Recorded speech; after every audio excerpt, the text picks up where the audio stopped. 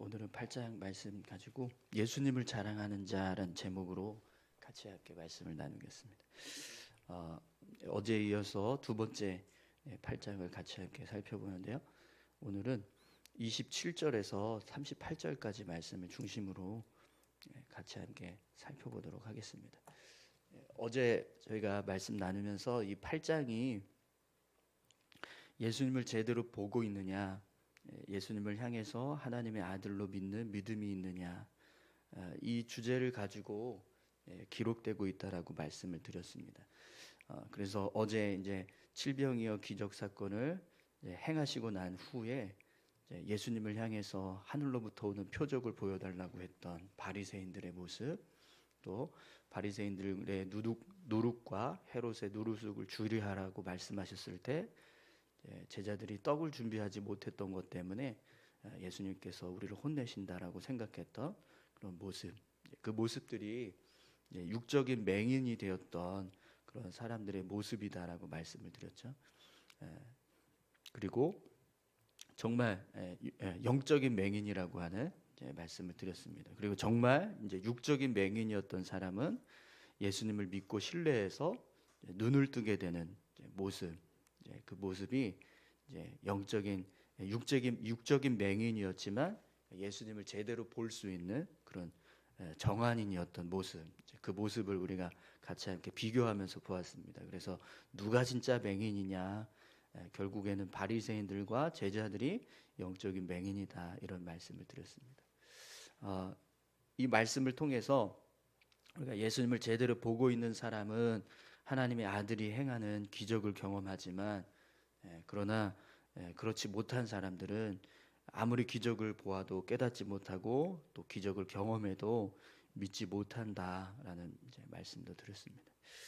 어제 말씀에 이어서 이제 오늘 본문의 내용도 같이 함께 살펴볼 텐데요. 오늘 본문도 마찬가지로 예수님을 제대로 보고 있느냐, 예수님을 향해서 하나님의 아들로 믿는 믿음이 있느냐, 이 말씀을 계속해서 강조하고 있다라는 것을 알 수 있습니다. 그래서 27절에서 29절까지 말씀을 보시면 예수님께서 직접 사람들이 나를 누구라 하느냐, 이런 질문을 하십니다. 그에 대한 대답을 듣는 모습을 기록하고 있는데요. 예수님께서 질문하시는 이 질문의 내용을 보시면 분명하게 나를 어떻게 보고 있느냐, 나를 누구라고 생각하느냐, 이것을 확인하고 계신다는 것을 알 수 있어요. 예수님이 제자들에게 사람들이 나를 누구라고 하느냐 이렇게 질문하시니까요, 제자들이 뭐라고 대답하죠? 어떤 사람은 세례 요한이라고도 하고, 또 어떤 사람은 엘리야라고도 하고, 또 어떤 사람은 선지자 중에 하나라고도 합니다, 이렇게 대답을 하죠. 그러자 예수님께서 이번에는 너희는 나를 누구라고 하느냐, 이런 질문을 하십니다. 그때 베드로가 주는 그리스도이십니다, 이런 대답을 하게 되는데요.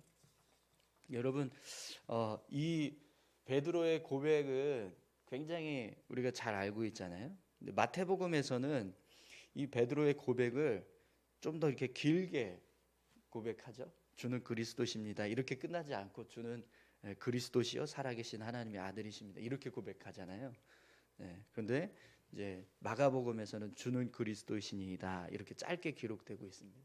그리고 예수님께서 베드로의 그 대답을 들으시고 또다시 이제 답변하실 때 답변해 주시는 모습을 보면 마태복음에서는 이제 이 고백 위에 교회를 세우겠고 또 하늘의 문을 열 수 있는 천국 열쇠를 주겠다, 이런 이제 축복의 말씀을 더하시는데, 마가복음에서는요 그런 내용들이 다 생략되고 주는 그리스도시니이다, 이 말을 이제 베드로가 고백하니까 그 이후에 곧바로 예수님께서 십자가의 고난에 대해서 말씀을 하십니다.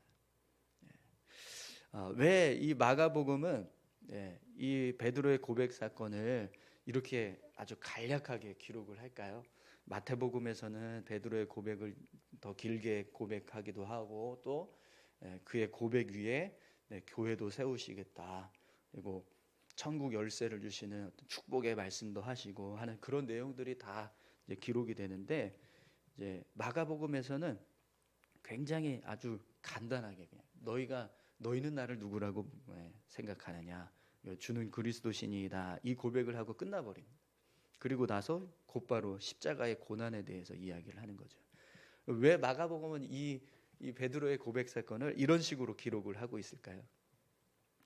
그 이유가 바로 이제 8장, 이 마가복음 8장이 가지고 있는 주제입니다. 너희는 나를 누구라고 보느냐? 너희는 나를 하나님의 아들로 믿는 믿음이 있느냐? 이걸 강조하기 위해서.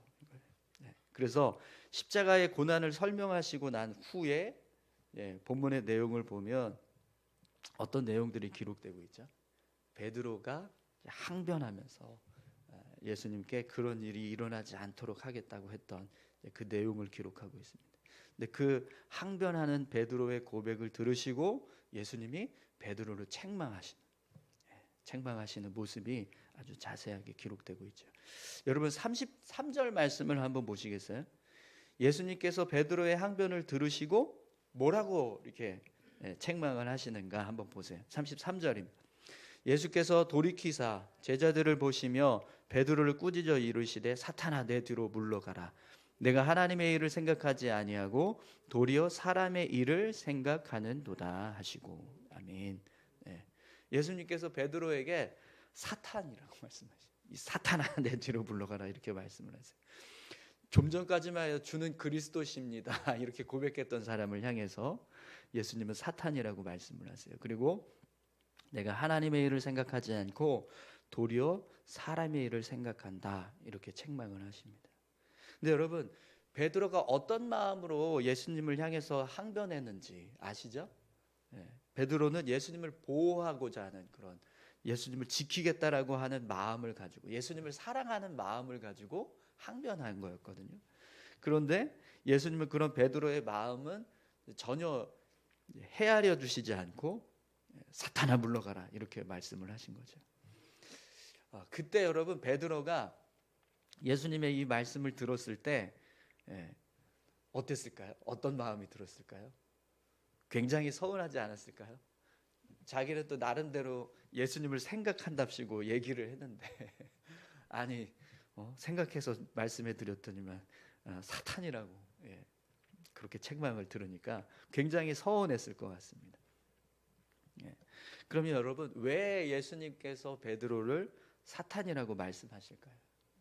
왜 예수님이 사탄이라고 말씀하시면서 그를 책망하실까요? 사실 예수님께서 이 땅에 오신 목적은 십자가의 길을 걸어가는 거잖아요. 십자가를 지는 것이 목적입니다. 십자가를 지기 위해서 이 땅에 오셨죠. 그렇기 때문에 예수님에게 십자가의 길은 그 어떤 것보다 중요한 사명입니다. 그런데 지금 베드로가 그런 예수님의 사명을 못하도록 막겠다 이렇게 고백을 하는 거예요.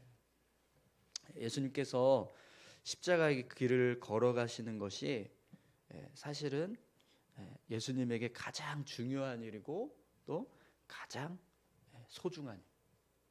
그리고 이 일을 이루었을 때 예수님께서 영광스럽게 부활하시고 하나님 나라 보좌에 앉게 되는 그런 일들이 일어나게 됩니다. 그런 아주 중대한 일을 지금 예수님께서 제자들에게 말씀해 주신 거예요. 내가 이렇게 해야 한다라고. 그런데 그걸 제자들이 깨닫지 못하고 특별히 베드로가 그냥 인간적인 관계 때문에 정 때문에 예수님께서 이 땅에 오신 사명을 저버리도록 그렇게 막겠다 이렇게 이야기를 한 거죠. 그러니까 예수님께서 그 모습을 보시고 베드로를 책망하십니다. 예수님의 입장에서는요 그냥 인간적인 어떤 정의나 관계 때문에 나에게 주어진 사명을 저버린다라는 건 그건 있을 수 없는 일인 거잖아요. 그렇죠? 그래서 베드로를 책망하십니다. 그런데 여러분 여기서 우리가 좀 생각해야 되는 건 베드로가 만약에 예수님께서 이 땅에 오신 인류를 구원하시기 위해서 오신 메시아였다라는 사실을 아주 분명하게 믿는다면 그가 예수님께서 십자가 고난을 말씀하실 때 뭐라고 대답을 했을까?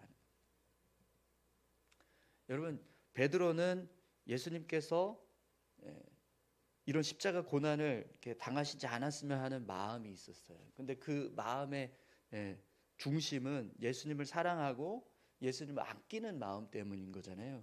그런데 만약에 예수님께서 인류를 구원하시기 위해서 십자가를 져야 하는 목적으로 이 땅에 오신 분이고 그분이 그 일을 하셔야지만 우리가 구원받을 수 있다라고 하는 사실을 믿었다면 뭐라고 대답을 했을까요?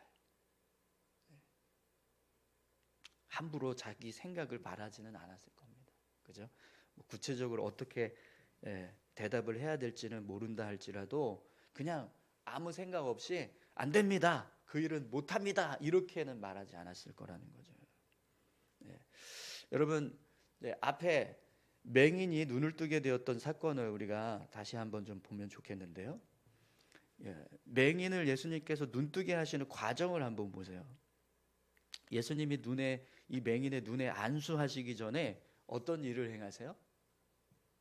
오늘 본문에 보시면 아까 누가 눈에 침을 뱉었는데 이 말씀하셨는데 23절에 보시면 예수께서 맹인의 손을 붙잡으시고 마을 밖으로 데리고 나가사 눈에 침을 뱉으시며 그에게 안수하시고 무엇이 보이느냐 물으시니 침을 뱉으셨어요. 얼굴에. 눈이지만 눈을 향해서 뱉으셨지만 얼굴에 침 뱉으신 거잖아요. 여러분 얼굴에 누가 침을 뱉으면서 내 눈을 고쳐주겠다라고 한번 해보세요. 어떤 마음이 드실 것 같으세요? 굳이 침을 왜 뱉지? 더러운데 이런 생각하지 않겠습니까? 그죠? 아무리 누가 내 눈을 고쳐준다고 해도 그렇지. 잠깐 기다려봐 하면서 하는데 그걸 그냥 당하고 있는 그 맹인의 입장에서는 어떤 마음이 들까요? 왜 이렇게 하시지? 이러지 않겠습니까? 그죠? 근데 또 그 과정을 보시면 한 번에 눈을 못 떠요. 눈 어때? 잘 보이냐? 이러니까 나무 막대기가 지나가는 것 같습니다. 이렇게 대답을 합니다. 그래서 다시 한번 예수님이 눈에 안수하시니까 그제서야 밝히 보게 되었다. 이렇게 기록을 합니다. 근데 여러분 사실 예수님은 눈에 침을 뱉지 않아도 그냥 말씀 한 번만으로도 이 맹인의 눈을 고치실 수 있는 분이시잖아요. 그죠? 그리고 이걸 두 번 나눠서 고쳐야 될 그런 연약한 능력을 가지고 계신 분이 아니라 그냥 단 한 번에 밝히 보이게 하실 수 있는 분이시잖아요. 그런데 왜 예수님께서 이 맹인을 향해서 눈에 침을 뱉으시고 또 이걸 한 번에 고칠 수 있는데 두 번 나눠서 고치게 하셨을까요? 여기에 이 맹인의 믿음을 보시는 예수님의 모습이 있는 거예요. 너 눈에 침을 뱉어도 너 괜찮겠냐? 너 나를 신뢰하냐? 내가 이거 침 뱉는다고 해서 너 기분 나빠하지 않고 나를 정말 내 눈을 고쳐주실 거라는 걸 확신하고 믿겠냐? 이걸 보시는 거예요. 얼굴에 침 뱉는 거 굉장히 수치스러운 일이잖아요. 그럼에도 불구하고 이 맹인은요, 예수님 내 눈을 고치시려고 하는 일인데 전 상관없어요. 무슨 일을 하시든지 상관없습니다. 저는 그냥 모든 걸 맡기겠습니다. 이렇게 예수님을 신뢰하고 의지하려고 하는 그 모습을 예수님이 보시려고 했다는 거예요. 한번 눈이 안수하시고 야, 너 잘 보이냐? 그랬더니 아니요. 막대기가 지나가는 것 같은데요. 이렇게 했을 때 그 마음에 순간적으로 뭐야? 눈 고치실 수 있다고 하시더니 뭐야 안 보이는데? 괜히 믿었네? 이럴 수 있잖아요. 그런데 맹인은요 전혀 그런 의심도 하지 않고 또 침을 뱉는다고 해서 화를 내지도 않고 또 한 번 치료할 수 있는 걸 두 번 나눠서 하신다고 해도 그냥 모든 걸 맡기고 있다라는 거예요. 예수님이 하시는 거에 대해서 전혀 토를 달지 않아요. 왜 그렇게 하세요? 왜 침 뱉으세요? 침 뱉지 않고 그냥 하시면 안 됩니까? 한 번 나눌 거 두 번 하시는 거 왜 한 번으로 하시면 안 됩니까? 이렇게 말씀하시지 않는다는 거죠. 말씀하고 있지 않다는 겁니다. 네.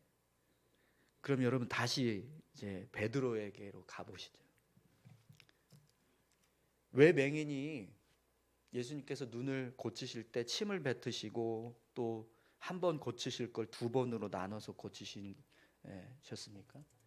그러니까 맹인의 이 믿음을 보시기 위해서였던 거잖아요. 그때 맹인은 예수님을 향해서 아무 말씀도 하지 않았어요. 왜냐하면 그분을 신뢰하니까. 그분이 내 눈을 고치실 수 있는 분이라는 걸 믿기 때문입니다. 그런 믿음이 있으니까 예수님이 하는 행동에 대해서, 예수님이 하는 일에 대해서 전혀 말을 하지 않는다는 거예요. 그런데 베드로는 어떻습니까? 31절을 보시면 오늘 예수님께서 십자가에 달리시는 이야기를 할 때 어떻게 말씀하시는가 한번 보세요.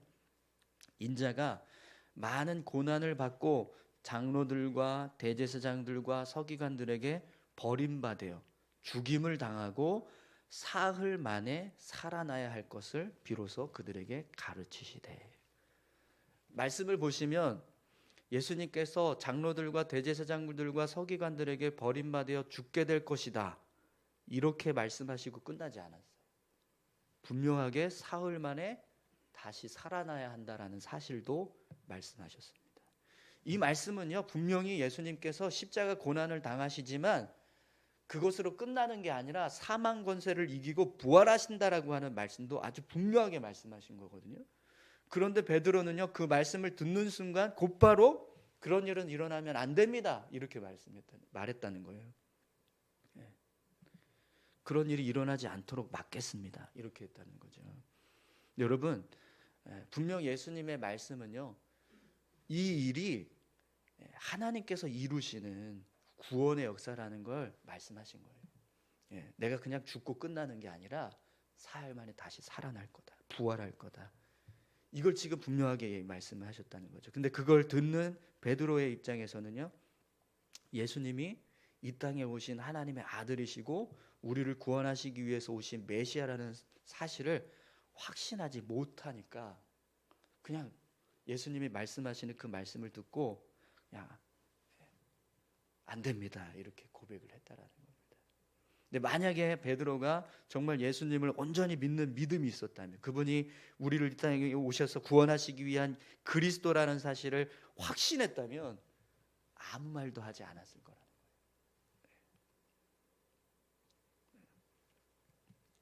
예수님께서 어떤 일을 하시든 어떤 행동을 하시든 그것이 무엇이든 그 속에는 하나님의 뜻이 분명히 있을 것, 하나님께서 이루시고자 하는 역사가 있을 것이다, 뜻이 있을 것이다, 이렇게 생각하고 그냥 아멘 이렇게 대답을 했을 거라는 거죠. 여러분, 예수님을 믿으십니까? 네. 그러면 그분이 우리에게 말씀하시는 것, 또 그분이 우리의 삶 가운데 행하시는 일, 그것이 무엇이든 우리는요, 신뢰할 수 있어요.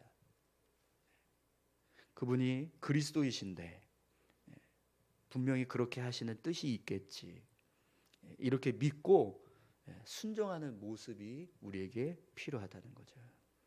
그래서 예수님께서 우리에게요, 이렇게 말씀을 하십니다. 34절 35절입니다. 무리와 제자들을 불러 이르시되 누구든지 나를 따라오려거든 자기를 부인하고 자기 십자가를 지고 나를 따를 것이니라. 누구든지 자기 목숨을 구원하고자 하면 잃을 것이요 누구든지 나와 복음을 위하여 자기 목숨을 잃으면 구원하리라. 아멘. 우리가 예수님을 믿는 믿음은요, 우리의 생각, 우리 자신에 대한 어떤 그런 모든 것을 다 내려놓는, 십자가에 다 내려놓는 그런 모습이 필요하다는 겁니다. 어제도 말씀을 드렸지만 우리가 예수님을 믿는 믿음 안에는 내 자아가 죽어야 된다는 거예요. 근데 내 자아가 죽지 않으니까 자꾸 우리는요, 자꾸 우리 생각을 앞장 세우고 우리의 뜻을 주장하려고 하고 우리 목숨을 구원코자 하는 그런 일들을 하려고 한다는 거죠. 근데 자꾸 내가 살려고 하면 결국에는 내가 죽는다. 내가 십자가에 나를 죽이면 내가 산다는 거죠. 오늘 저와 여러분들이 정말 예수님을 구주로 믿으신다면 그분이 행하시는 일에 대해서 우리가 그냥 믿음으로 순종해 나가는 모습, 그분의 말씀에 대해서 믿고 따라가는 모습, 그런 믿음의 모습들이 우리 안에 있기를 소망합니다. 오늘 예수님이 이런 말씀을 하세요. 누구든지 이 음란하고 죄 많은 세대에서 나와 내 말을 부끄러워하면 인자도 아버지의 영광으로 거룩한 천사들과 함께 올 때에 그 사람을 부끄러워하리라.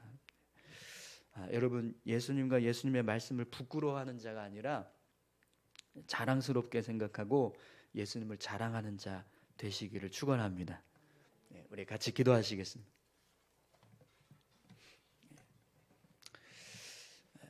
많은 사람들이 예수님을 따르고 또 예수님을 의지한다고 했지만 정작 정말 예수님이 어떤 분이신지에 대해서는 제대로 알지 못하고 그냥 대충 대략적으로 세례 요한인가 보다, 엘리야인가 보다, 선지자인가 보다 이렇게 생각하면서 예수님을 믿었습니다. 근데 주는 그리스도 신이다라고 고백했던 베드로도 사실은 그렇게 예수님을 믿었어요. 정말 그분이 우리 영혼을 구원하시기 위해서 오신 이 땅의 구세주 이렇게 믿은 것이 아니라 그냥 내가 사랑하는 선생님으로만 믿었던 거죠. 그러니까 예수님께서 해야 할 일에 대해서 그가 함부로 말합니다. 여러분, 우리가 정말 하나님, 우리가 믿는 하나님 그리고 우리 안에 계시는 예수님께서 우리 인생의 주인이시고 우리의 삶을 주관하시는 분이라는 사실을 믿는다면 그분이 우리의 삶을 이루어 가시는 모습, 그 모습 가운데 우리가 해야 될 일은 아멘, 그렇게 살아가는 겁니다. 오늘 저와 여러분들이 아멘, 그렇게 하겠습니다, 그렇게 믿겠습니다, 그렇게 살겠습니다 라고 고백하면서 살아갈 수 있는 믿음의 사람들 될 수 있게 해달라고 우리 같이 함께 기도하셨으면 좋겠습니다. 함께 기도하시겠습니다. 아버지 하나님 감사합니다. 주여, 우리를 붙들어 주시고 인도하시옵소서. 우리의 삶 가운데 함께 하시고